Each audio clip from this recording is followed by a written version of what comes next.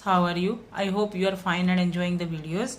In this video, we cover the partnership deed because in previous video we cover the partnership types of partner. But अगर जिन्होंने first time इस video के साथ जुड़ रहे हैं तो वो प्रीवियस वीडियो को देखने के लिए इस चैनल को सब्सक्राइब कीजिए ताकि आप लोगों को पूरा कंसेप्ट क्लियर हो जाए। तो पार्टनरशिप डीड क्या होती है? A partnership is a voluntary association of people. Voluntary association means अपनी इच्छा से, किसी पे धोखा नहीं होता। Voluntary association of people who came together for achieving common objective. Common objective का मतलब to earn the profit. To earn the profit main common उनका ऑब्जेक्टिव होता है कि वो प्रॉफिट को कमाएं और एक साथ आए।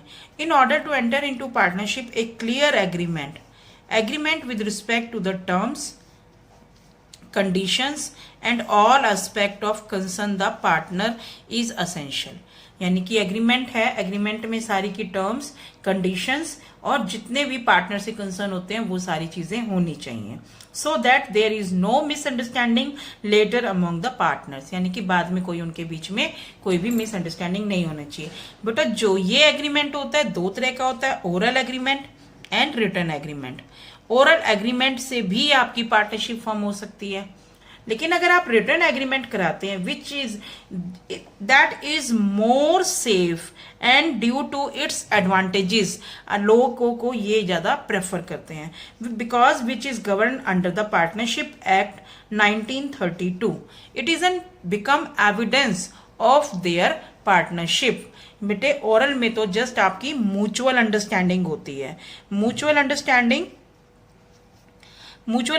मीन्स जब तक उन पार्टनर्स की, मान लो 3 पार्टनर्स हैं, उन्होंने तीनों ने म्यूचुअल अंडरस्टैंडिंग से जब तक उनका काम चलता है वो चलाई जाएंगे। लेकिन बाद में क्या क्या दिक्कतें आती हैं और क्या क्या होता है तो ये देखेंगे। लेकिन जब एक रिटर्न एग्रीमेंट बन जाता है जो कि गवर्न किया जाता है, then it become the partnership deed. क्या बन जाती है? Partnership deed. पार्टनरशिप डीड वो कंटेंट है या वो एविडेंस है जहां पर पार्टनर्स का लिखा होता है, सारा का सारा प्रूफ होता है कि उसमें उन्होंने पार्टनरशिप को ज्वाइन किया और उनकी ये सहमति थी। अब इसमें एक कंटेंट क्या क्या होंगे वो देखेंगे, कंटेंट और क्लोज। बेटे ये कुछ एक समराइज किए गए हैं, इससे ज्यादा भी हो सकते हैं, that is depend upon firm to firm. तो पहला होगा name and address of the partnership firm, जो कि सभी में कॉमन होते हैं, तो वो ही हमने इसमें कंक्लूड करने हैं। Clear?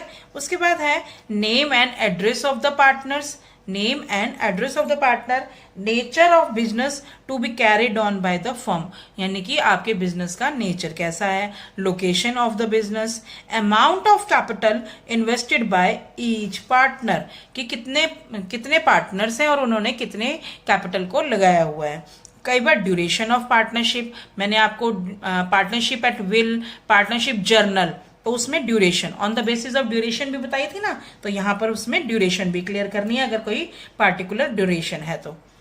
Ratio in which profit और loss are to be taken shared by partners, the amount of salary and और commission payable to the partners, तो वो सिचुएशन क्या क्या होंगी जिसमें आपने सैलरी और कमीशन देनी होती है। तो ये सारी चीजें आपने क्लियर करनी है। आगे भी पॉइंट्स हैं तो आपको I hope you understand.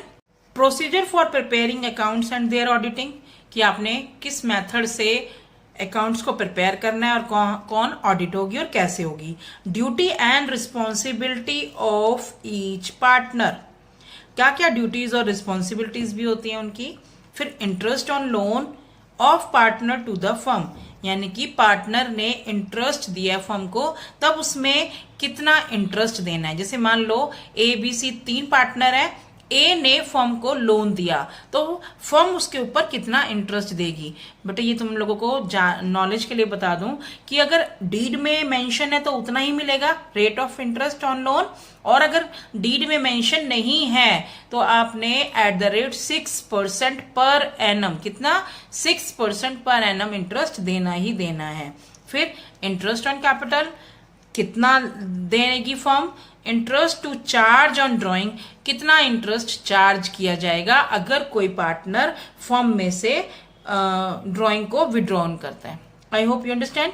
But अभी मैंने आप लोगों को 2 एग्रीमेंट के बारे में बताया था, तो उसमें रिटर्न एग्रीमेंट के तो अभी बेनिफिट्स क्या हैं आपको पता ही है, ये सारी चीजें, ये इसके एडवांटेजेस हो जाएंगे। लेकिन अगर आप अपनी फर्म को नॉन रजिस्ट्रेशन कराते हो यानी कि रिटर्न एग्रीमेंट नहीं होता तो क्या क्या दिक्कतें आ सकती हैं, ठीक है। अगर आपसे कोई क्वेश्चन पूछे कि what are the benefit of registering the firm, तो ये एडवांटेजेस में भी आ जाएंगी। अगर वो कोई पूछे question what are the consequences और limitation of oral agreement in partnership, तब आप लोगों ने ये 4 लिखनी है। तो पहली हो जाएगी आपकी, a partner of an unregistered firm, a partner of unregistered firm can not file a case against the firm. जैसे मान लो ए बी सी तीनों पार्टनर, इंडिविजुअल तो पार्टनर है, लेकिन अगर ए बी सी लिमिटेड बन जाएगी तो ये फर्म बन जाएगी। तो कोई भी पार्टनर फर्म पर केस नहीं कर सकता अगर वो अनरजिस्टर्ड है। सेकेंड, एन अनरजिस्टर्ड फर्म, जो फर्म है, अब now this firm cannot file a case against a third party for recovery। Third party कौन कौन सी हो जाएंगी, क्रेडिटर्स या सप्लायर्स, बैंकर्स, इनके ऊपर क्लेम नहीं कर सकती। Partner of an unregistered firm can not file a case against each other. A B C तीनों पार्टनर हैं, ए सी के ऊपर नहीं कर सकता, सी बी के ऊपर नहीं कर सकता, ए बी के ऊपर भी नहीं, यानी ये तीनों एक दूसरे के ऊपर केस नहीं कर सकते। एन अनरजिस्टर्ड फर्म, अब A B C limited firm can not file suit against only of the partner, यानी कि ए बी और सी इन तीनों पर इंडिविजुअली फर्म भी केस नहीं कर सकती। I hope you understand. Now procedure of registration, इसका प्रोसीजर 3 स्टेप में क्लियर होएगा। Submission of application in the prescribe form, signed by all the partners, sign by all the partners along with the prescribed fee. Prescribe fee का मतलब होता है जो उस कानून ने उस एक्ट के तहत आपको लीगली तौर पर वो फीस देनी है। अगर कई बार आपसे पूछा जाए कि ये फीस क्यों होती है, ये कंपलसरी होती है, एक तरह से गवर्नमेंट को रेवेन्यू होता है, फायदा होता है to the registrar of firms. I hope you understand. यानी कि एप्लीकेशन जिस पर सभी पार्टनर्स के साइन होंगे और उसके साथ जितनी फीस बनती है प्रिस्क्राइब फीस, वो रजिस्ट्रार फर्म में देनी है। उसके बाद यहां पर आपको बोला हुआ है after receiving the prescribed form, form मिलने के बाद द रजिस्टर्ड, जो रजिस्ट्रार है, स्टार्ट करेगा अपनी इन्वेस्टिगेशन को और वेरीफाई करेगा कि आपने जो भी इंफॉर्मेशन उसमें मेंशन की है क्या वो सही है या नहीं। अब आप पूछेंगे कि कौन सी इंफॉर्मेशन, बेटे जो मैंने अभी आपको बताई, जहां पर name of the business, location of the business, name of partners, nature of business work, उनका हेड ऑफिस कहां पर है, उनका कैसे काम शुरू होगा, तो ये सारी चीजें उनकी वेरीफाई क्लियर करते हैं। ठीक है, समझ में आ गई आपको। नेक्स्ट है बेटे last, if the registrar of the firm is satisfied with the ऑथेंसिटी, यानी कि आपने जो भी इंफॉर्मेशन दी है वो सच्चाई है, ऑथेंसिटी है, प्रूफ है, provided in the prescribed form, he enter the name of the firm in the registrar of firms.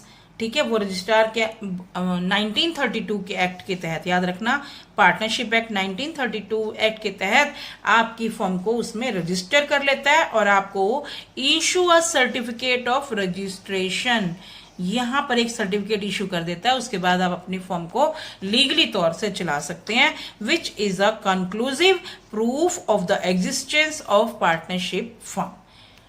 I hope you understand all the concept today.